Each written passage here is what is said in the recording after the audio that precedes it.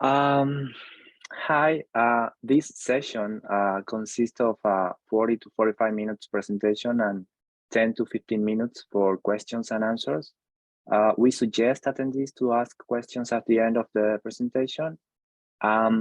We are so glad to present our today's speaker in the TIES webinar series on data science for environmental sciences, Rendani Mbuvha.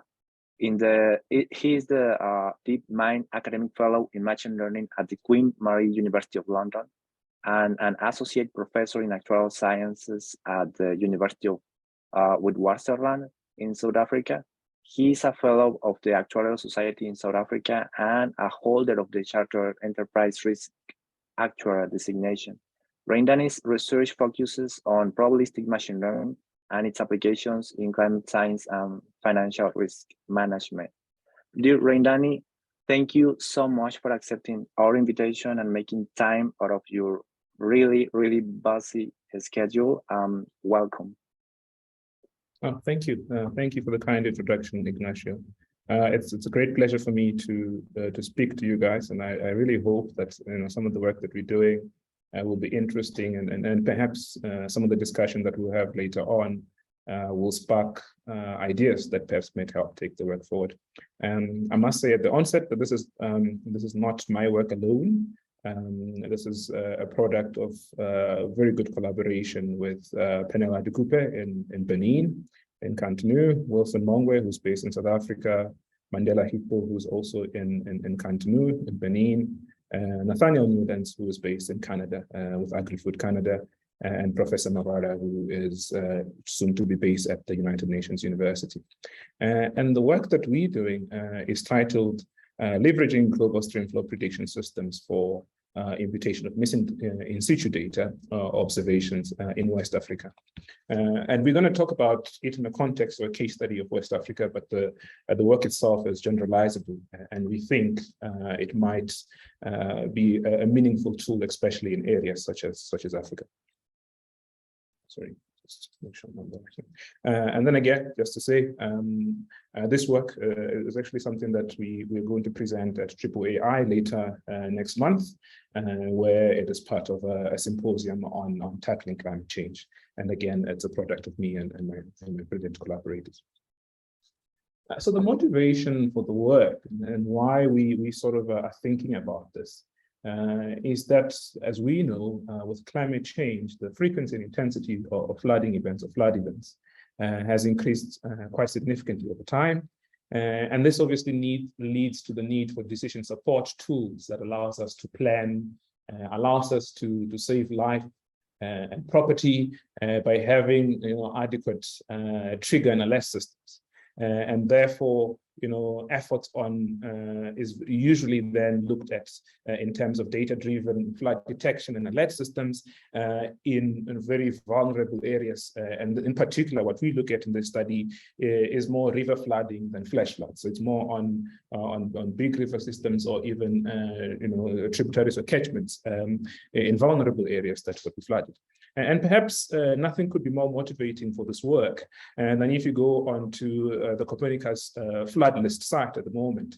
The very same study area that we're going to explore in the work. Just last week, one of the some of the river systems in Benin were actually then flooding, and there's been loss of life, unfortunately. And this is something that has been recurring over time. This is the river systems that we're studying at the moment is where we're seeing increasing spikes in river flooding, and particularly in some other areas of West Africa as well. So this for us is really a motivation for why we're doing this work. And then again, you sort of think about, what is the whole framework under which you think about this. And the whole framework under which you think about it is obviously we as statisticians, we would like to gather data. And once we gather data, we would like to know, at least ahead of time, whether the flow levels or a flood is about to happen in a particular area. And what is quite of great use to us is the idea that you would have then gauging stations in a river. And usually it's about, if you sort of know the width of the river channel, and you measure the height of the flow. And the sensors can be quite sophisticated, but on the right is some example of what a gauging station would look like, which really measures, the height of the flow in the river, and then that allows you to approximate the volume of water that is then flowing through that river system. And the more of this data collection points or gauging stations that you have, then gives you the ability to get more intelligence, I guess, on the flow of the river systems, and then that allows you then to build good expectations, understanding of return periods of flowing rates, and then allows you then to be able to actually have accurate river flood detection systems that might actually allow you to have very few false positives and actually save life and property. So then, after what I've just said, one might think that, oh, this is just another time series exercise, right? So you just get, a sequence of historical data, and once you have that, you can then extrapolate it, and then see what you get from that. From there, you can then maybe, if your forecasts then are within some certain level of bounds or some form of thresholding framework, you might then be able to then be comfortable in your setup or your setting that, okay, well, given the historical data in terms of river flow in a particular catchment, I can then be able to then say, well, okay, this return period of the flow rate that we're going to see is actually not particularly, is out of the distribution or perhaps an outlying and so on in that case. But then again, this assumes an understanding again of an interaction of many variables that result in discharge rates or flow rates in the river. This might mean you must really understand what the future precipitation, the near future precipitation forecasts or distributions will look like, how much runoff you're going to get that channels into your stream or your river system, and then you can then be able to forecast that. But that's a bit of a combination then of some physical modeling and again some statistical modeling. But actually, for some of us, and in most cases for most of us, this is not that simple, because of two things. You might find that the river gauging systems, this sort of like sampling size that you have on your river system, are actually quite sparse. I mean, if you look at, for example, this is something that's on the GEOGloWS network that I'm going to talk about slightly later on. You can actually see that in some areas of the world, like the United States, you've got quite a dense, quite good data about what your river flow systems are going to be. Well, at least the network of stations is quite dense in terms of how it's distributed. And then some other areas of the world, you might actually find that there's quite a sparse distribution of gauging stations where you sample this rate, and perhaps then you don't have that information either timely or at all. And not on top of that, and this is a problem that we're going to focus on primarily today, is that you might find recurring gaps in your time series where you'll see that, okay, well, due to perhaps, other resource constraints, or perhaps, which are correlated climate events or harsh weather events that result in missing data arising in your time series, and therefore again affects the quality of the model you put in, affects the quality of the alerts that you put out in terms of decision making and decision support. So these are some of the areas, and particularly we find them in an African context, and again when we talk about flooding risk and climate resilience and vulnerability, these are some of the areas where they're actually more vulnerable. And then you've got these data issues that perhaps reduce the utility of building forecasting models. So in particular, I'm going to then zoom into a particular area that we're going to talk about. And we're going to talk about the West African country of the Benin Republic. And in the Benin Republic, we're going to look at 10 catchments in particular within Benin, and we're going to look at within those catchments we're going to look at different outlets within the river system. And the 10, some of them include Mono, Kofo, and so. And this is it was an outcome of quite diligent and good collaboration between one of our collaborators, Penel in Cantonu, and the local meteorological service there. in terms as well as the water management authorities over there. And we'll be able to then get some historical data in terms of the sites. And the map on the right zooms into the particular outlets that we're looking at within the different catchments where we're getting this measurements in terms of this. And then again, you might be asking yourself, well, the map you just showed had different, didn't have perhaps the stations that you're showing us now. And that again talks about the flow of data globally, that you might have then find that, while the local in-situ observations are there, they might not be available for guys who are building global Streamflow prediction systems. And this is an example of that. So one of the things that we actually want to talk about, and as I said earlier, is the fact that you get a very pervasive missing data phenomenon when you see when you start looking at the in-situ observations, the actual observations that are happening in each of the outlets. And as you can see, there's very bright plot. And the point we're trying to make with this plot is for each of our 10 stations that we have, we've got different rates of missing data. And when we have these different rates of missing data, the red simply implies that the period between 1980 and 2021, the period in red means we actually have missing data, and the period highlighted in blue is actually where we don't have missing data. So you can see that the data availability can actually range from 60%, which is relatively good for us, to something as low as 5% in terms of some of the stations. And then I guess the question for us is, then what do you do in this context? Is it, do you try and, continue with the data that you have? Okay, is there a way or other resources that we can leverage for us to be able then to, perhaps get a clearer picture or a more complete picture of the data that perhaps captures the seasonal dynamics of what's going on, and perhaps include some of the physical attributes of what might be going on in the periods where we're relatively blind. And one solution is to then look at global streamflow prediction systems. And this is, an output of, numerical weather, usually numerical weather prediction models, and even circulation models. And for example, one of the more popular ones is GEOGloWS, which is what I'm going to talk about now, which is provided by the Group on Earth Observations and Global Weather Sustainability Initiative. There's GeoFLAS as well, which is the Global Flood Awareness System, and that comes from the ECMWF.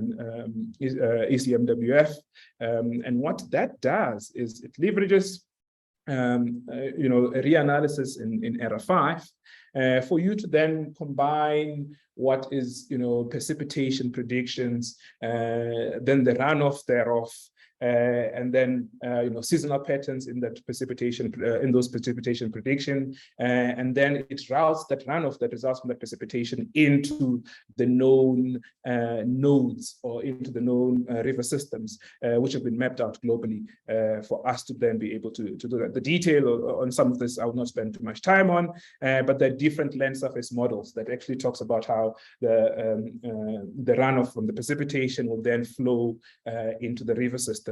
And once you've got that, some inputs will probably be some digital elevation models as well, that you can then use again to use orography then to manage some of the orographic elements of the flow of the rivers. And then there are different routing algorithms into this, or routing algorithms into the streams that allow you then to get predictions without, well, on the basis of the dynamics in terms of precipitation, runoff, and perhaps existing volumes where you have data at almost any stream around the world. So this is something that, okay, well, we might not have in situ observations, but perhaps there might be, some physically relatively correct modeling that might be relatively close to what we might be looking for. One of the other services I've mentioned earlier is the GEOGloWS, which is quite popular, and it's usually provided via a very neat web interface. And what you can see at the bottom there is almost like a nav system around the world, is different stream patterns or different streams along different parts of the world, and you can actually then for most of the coordinates or for most of the points on those stream arteries, you can actually then get estimates of what the flow rate it actually becomes. And then it also leverages the RF5 reanalysis forecasts. We should then have a combination of the forecasting of the precipitation forecasting that can give you forecasts on the stream flow as well, in terms of the volume of water that's flowing in a particular stream.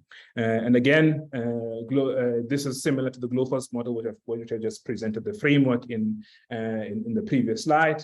And then that is further downscaled to get, so with the GEOGloWS that I mentioned earlier, a lot of the work is into larger streams, but then if you want to go to more smaller rivers and get stream flow estimates for that, you want to first downscale some of the RF5 data, and once you do that, they use a masking gum algorithm to then have a high resolution network for you to then have estimates of stream flow in that network. So for us, this is all good and well. As well, one of the things you could be like, okay, what then happens is, one hypothesis is, okay, well, if you've got your incomplete observation set from your stations or your in-situ observations, can you then, perhaps in the missing gaps, do a bit of a lookup? So once you can get the data on the specific, tributary or catchment at a particular location or coordinate, can you then just use that as some form of estimate for what's going to happen? So that's some of the hypotheses that we're going to test in this work. And really, the hypothesis that we want to do here is, can we leverage GESS, which is essentially, again, this is the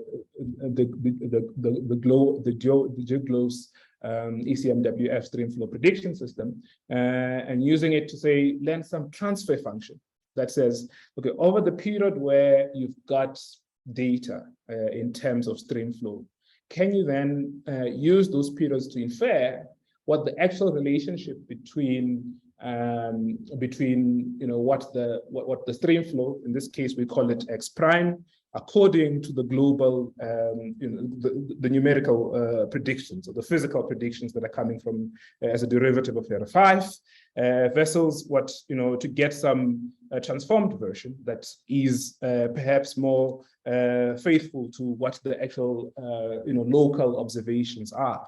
And in this case, our X prime is a GESS forecast from our physical models, and then we say, okay, H can be some function, some regressor that allows periods where both X, which is essentially the true value from the station, and X prime are both available. And then that allows us then to learn that relationship between that transfers the information from our global stream flow prediction model to our local observations. And in this case, we investigate settings where H takes this transfer function, takes various forms. One of them would include a simple lookup. That means basically approximation for X at time T is essentially XT prime. That means basically we're just taking a value from the global stream flow prediction model and plugging it where we've got gaps. And then we say, fine, we can probably do some further work. And one of those is just do a quantile mapping empirically on the different quantiles of the two data sets, the stream flow physical predictions, as well as our in-situ observations. And then we can say, okay, maybe we can perhaps then minimize, just minimize some of the overfitting that we might do, and we can use something like an elastic net, which is essentially a regression with both an L1 and an L2 penalty that allows us to then essentially learn some relationships between the two. And the other thing that we do is train on a Gaussian process. We've got a little bit of data because we've got almost 30 years of data, and that means as you know, that we cannot fit a simple GP as we can, as we could, because obviously we'll run into Kolensky problems in terms of our kernel function. So the Gaussian processes that we consider here are space variational Gaussian processes that try to land in the inducing points and then do a joint prediction. So all of our regression models try to look at this at this 10 locations jointly to see if we can also glean some mutual information between the stream flow in different points. So this is essentially the core of the work. It is essentially saying, is there significant bias in looking up directly from the stream flow global models, and is there a way where we can perhaps get better and learn a transfer function that allows us to do it. And obviously the implications of that, if it works well, is that we can scale this across many undergauged and sparsely gauged areas. So our experimental setup to actually validate some of these hypotheses is, we partition our data, we train on 60% of the data, which we do time-wise. So we would then say, well, between 1980 and 2004, we use that period for training, and then again, we hold back 2004 going to 2021. And once we do that, we say, well, it's difficult for us to say anything about the periods where we have missing data already. But then further on, what we're actually going to do is we're going to take the data where the periods where the data is relatively complete, simulate some missingness so that we know the ground truth in the in-situ observations at different rates, 5%, 10%, 20%, and 30%. And measure, what the efficiency is, how close those observations are to what we fold back in terms of our simulated missingness. And at the moment, we do essentially a joint uniform to impose those levels of missingness.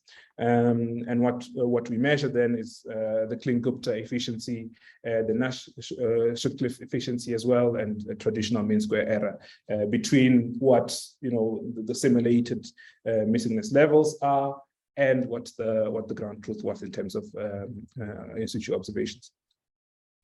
So once we've done that, some of the results was, and this is to illustrate some of our high-level findings, that if we take, and this is by GESS, again, I'm talking about the GEOGloWS Streamflow prediction system. And what we do here is, if you take the orange is your in-situ observations, so that's where you have the observations, and then where we have the blue is where we try to close the gaps between where we've got missing data with a simple lookup. Basically, we say, well, in this period we didn't have data, so we go reference it out from the GES.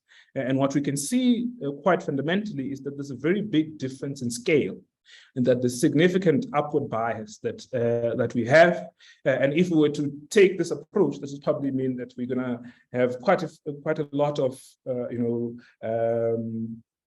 quite a lot of false positives in terms of flooding alerts, and therefore that the need for a transfer function that can actually is informative allows us to then reduce the bias to a scale, which then allows us to then if you look at on the y-axis, you can see the differences in scale. So this is when now you're competing the in-situ observations with a simple elastic net on regressed on the periods where you've got both data. And you can see that, you don't have this big change or bias in scale due to the blue periods where you're doing a direct imputation and lookup.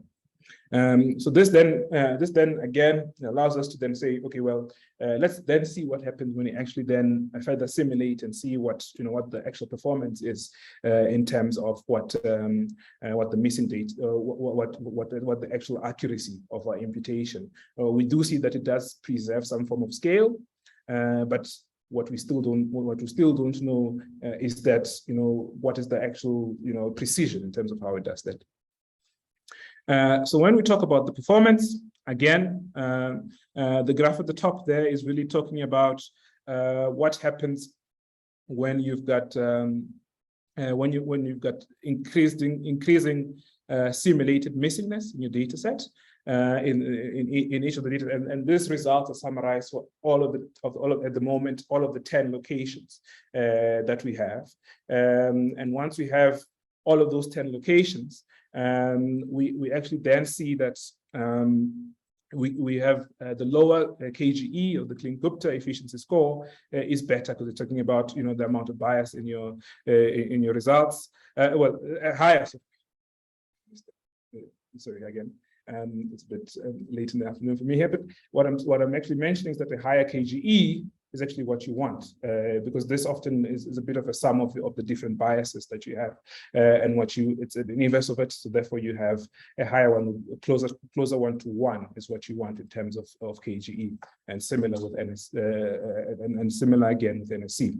And then what you can see here is that GES, in this case, which is a direct lookup, has one of the lowest KGEs, meaning therefore, again, that bias that we're talking about is there, and we can try and improve them, and we include, traditional imputation methods like using k-nearest neighbor or random forests, together with the Gaussian processes that we talked about, elastic net and quantile mapping. And as we can see in this case, the elastic net actually did particularly well, and it holds out using NSC as well. Again, a lower RMSE is better on this side, and you can see that overall and the average as the missingness increases, you can see that obviously as missingness increases, there's actually some form of drop in accuracy.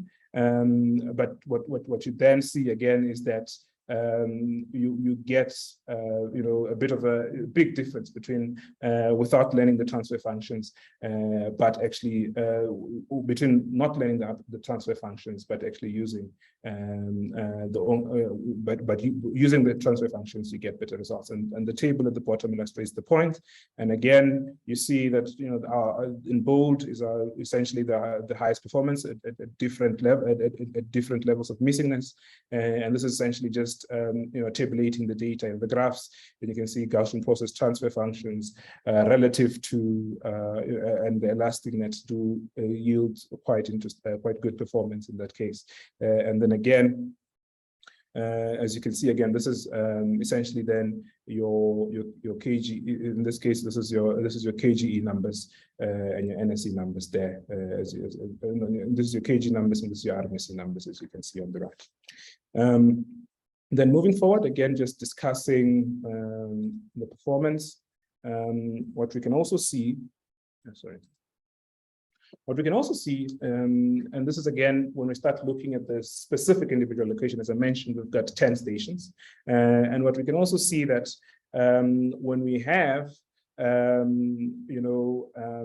what we can also see there is that, again, on average, again, at 20% missingness at each respective station, you can certainly see that, again, in this case, you've got, again, good performance using some of our imputation. And then in this case, we're looking at KGE, and then you get good performance using imputation by transferring using an elasticness on most of the stations.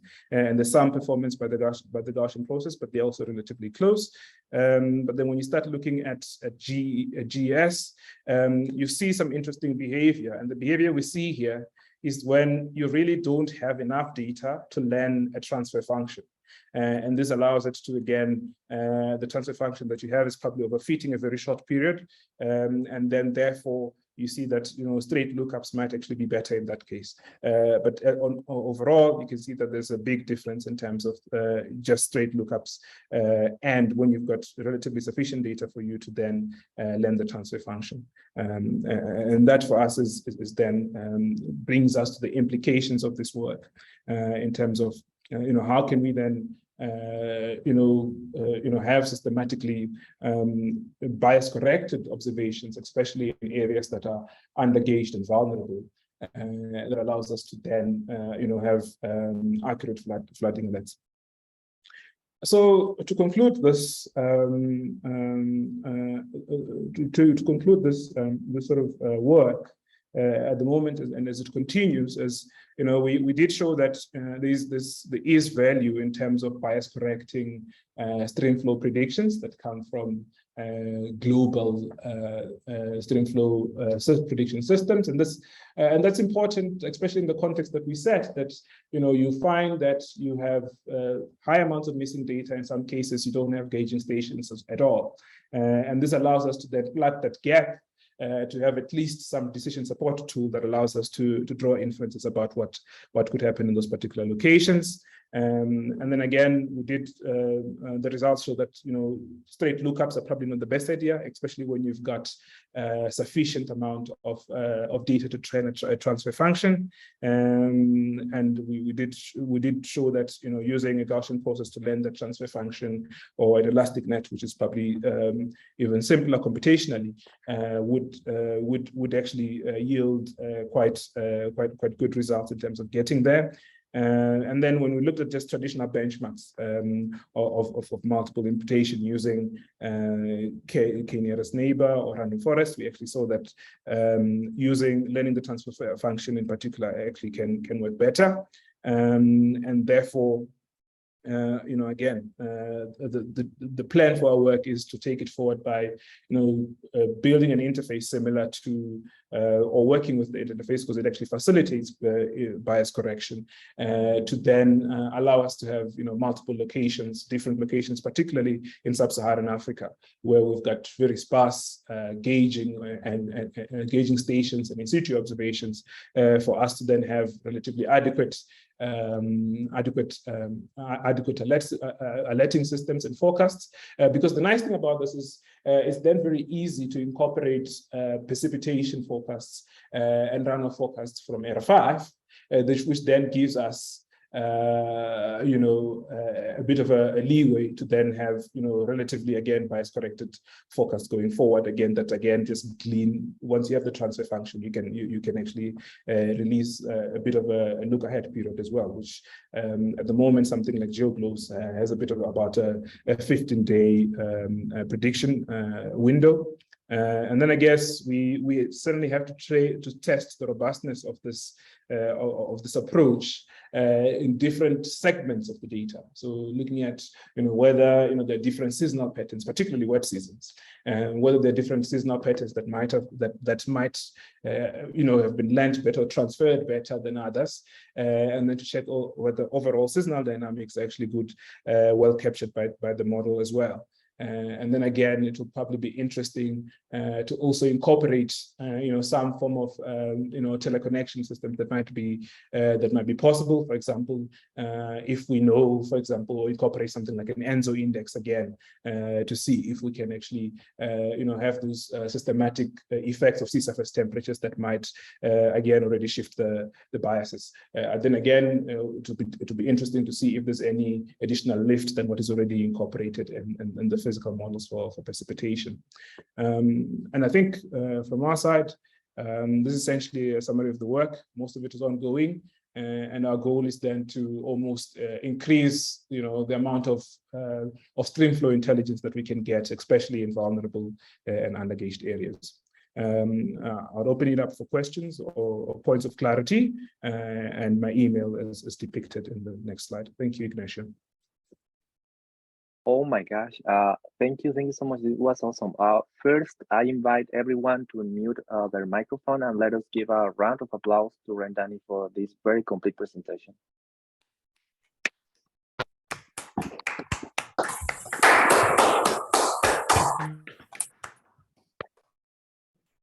Thank you. Thank you so much, Rendani. Now, if any of the attendees wish to ask any questions, you can unmute yourself. Also, you may write some questions in the chat if you want us to read the questions.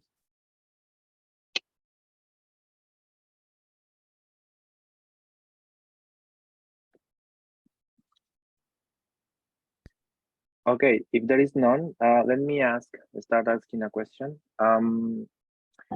About your results, do you have any sort of confidence intervals? At the moment, well, not that at the moment for current work, we haven't calculated the confidence intervals, and that's why a probabilistic model like a Gaussian process allows us to easily generate those. And we actually have them. I don't have them offhand that I can show you, but the different approaches, and it's really then a function of the transfer function that you use. And you know, we could use, if we want to, we could actually use a Bayesian formulation. Well, you could argue that in ElasticNet has some Bayesian regularization, but we can further then distribute, put priors, specific priors again, and do some sampling of the parameters of our ElasticNet and get some confidence intervals. Oh, excellent. Any questions from the audience? Yeah. Hello. Hi, thank you, Lalis. Hi, Rendani. Thank you for your presentation. Very interesting. I wanted to ask you the following. Are you considering the impact of the lag effect or your persistence of the stream flows in your different methodologies for data imputation? Like, for example, you could include covariates, as you say, for example, large scale climate indices like El Nino or any other important variables that depend on the teleconnections, you know, from climate disturbances in one location to the other location, but also you can take advantage of your data itself and see whether you have the serial dependence and look at the different time lags and the impacts of previous observations on some present day or particular day observation. So I was wondering if you consider that into your analysis and the different methods, or you use other covariates. I didn't capture very well what kind of covariates you were using. Okay. Yeah, so the covariates we're using is the Streamflow model. So what comes from GEOGloWS or what comes from GeoFLAS is the exact prediction of what we're looking for, which is the rate of flow or the stream flow in a particular stream.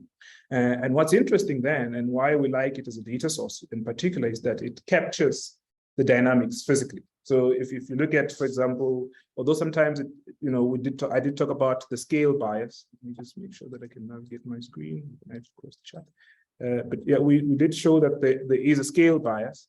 But what is nice about this, and I mean, we tried before we looked at this, we even tried dynamical methods like a Kalman filter, but what it doesn't do is capture some of the seasonal dynamics, as you can see.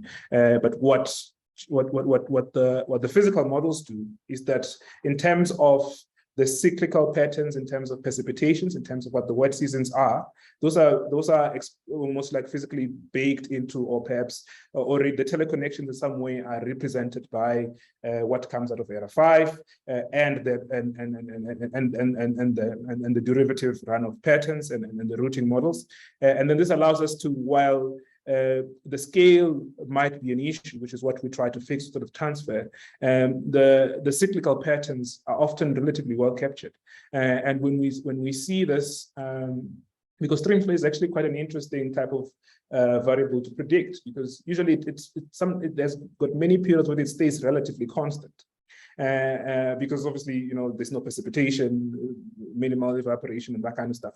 But then what then happens, while evaluating our imputation, we could see that our models could actually maintain those periods of constancy, or perhaps didn't have unnecessary large jumps between day-to-day periods. But we did attempt to use dynamical models as well, but what they didn't do very well was essentially capture, the shape of the seasonality in Streamflow. And in this in this figure that you are showing on the screen, here your in-situ data is exactly the same in the left and the right? It's just that the scales are so different, so it's hard to compare. Exactly. So the scales are so different. But what we actually saw was that the sort of like the cyclical patterns actually fit relatively well, as you can see somewhere in the blue. But what direct imputation from just almost like cross-referencing is the scale distortion that actually results in the data being misrepresented. Thank you.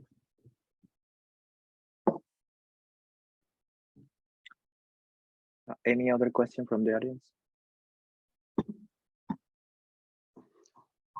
Well, this is interesting. This is interesting talk. Can you hear me? Yes. Why didn't you do a little bit of a cross-validation? In terms of in terms of you remove some observation and you try to impute them. Yes. So that's exactly what we do in some of, and I might have gone through it too quickly, but this is exactly what we attempt to do. So we take, when we try to learn the transfer function, and perhaps this is where an enhancement can come, where we do not fix this period, but perhaps look at simulating imputation. But what we do is, when we know the in-situ observations, we simulate, we hold back some form of cross-validation. We hold back, simulate missingness randomly at 5% missingness, 10%, 20%, and 50%. And the results of that is this curve over here, where, let me refer to RMSC, where obviously as the amount of missingness is increasing, and where the transfer functions have to impute, you can see that the error increases. But again, there is again a big difference between direct lookup or cross-referencing, and then after you've done then after you've done the cross function, the transfer function, and what we can see there is, as you increase the size of the validation of the cross-validation set, as you say, you see deteriorating performance, but that's expected.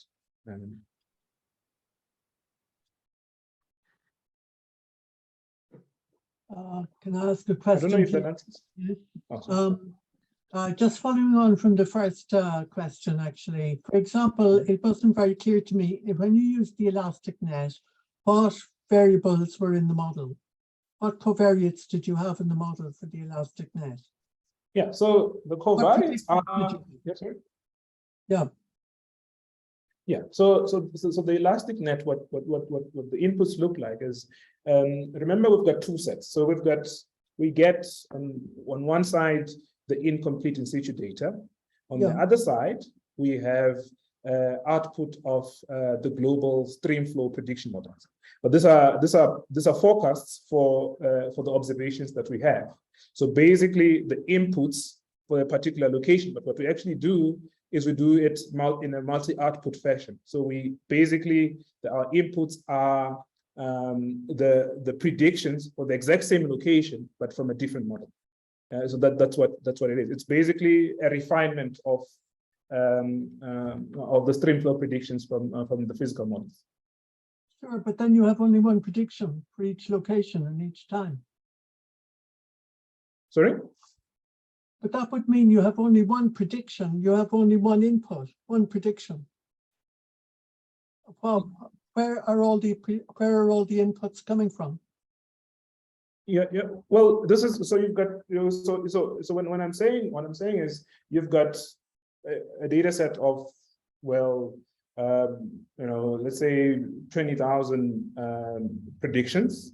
And what we do is we do it in a multi-output fashion. So we don't only use that one particular streams predictions, but we actually also try to learn some correlations between them. So there will be coefficients for, if we, let me Okay. maybe on the maps. There'll be coefficients for each of this. So in this case, for example, the number of coefficients is at least 10, because each of the predictions is at least 10 by, essentially, yeah, so it's almost like 10 by, because each there's a cross between them, because we actually predict all of them at once. So therefore, it's actually each of them, and we've got, you know, some history, well, from 1980, which is a history of you know, the global Streamflow predictions. Okay, thank you. I don't know if that helps. Yeah, that answers the question. That's fine. Yeah. Thank you. Thanks.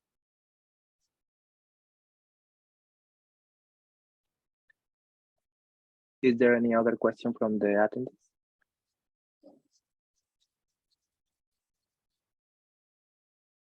Okay, if not, let me ask one more. Maybe I missed that part, but is there any way, or how are you taking into account, or how do you plan to take into account geographical information here? Yeah, so the one way is, so we well, this cross multi-output sort of like trying to get, because there will be a coefficient for how more powerful influences mono. And there'll be a coefficient for how that one goes to that one, how that one goes to that one. So that's almost implicit in the coefficients of our elastic net, but more in a more principled fashion. What we want to do, and we'll sit down with our hydrologists and actually look at flow dependencies and build some form of a causal graph as to you know, which part, which outlet flows into the other. And that, I mean, even in terms of in-situ observations, that might have some information gain in terms of, you know, even if perhaps something downstream is missing, but something upstream has some observations, perhaps there's some transfer we can learn there too. But then again, and it apparently isn't that clear in most cases. In some cases, what that causal structure is, but that's something that we're trying to formulate, and perhaps use some structure learning actually to almost empirically also try to see if that's something that's plausible. But it's going to be something that's expert-driven and some statistically driven as well. Yeah, that's definitely challenging, and definitely that goes into the future plan. Yeah, that's awesome. Is any other question from the attendees?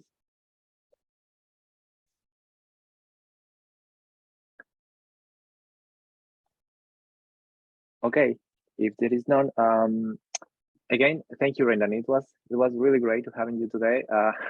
It was a very interesting talk about rivers. Well, many thanks to all participants for attending this TIES webinar.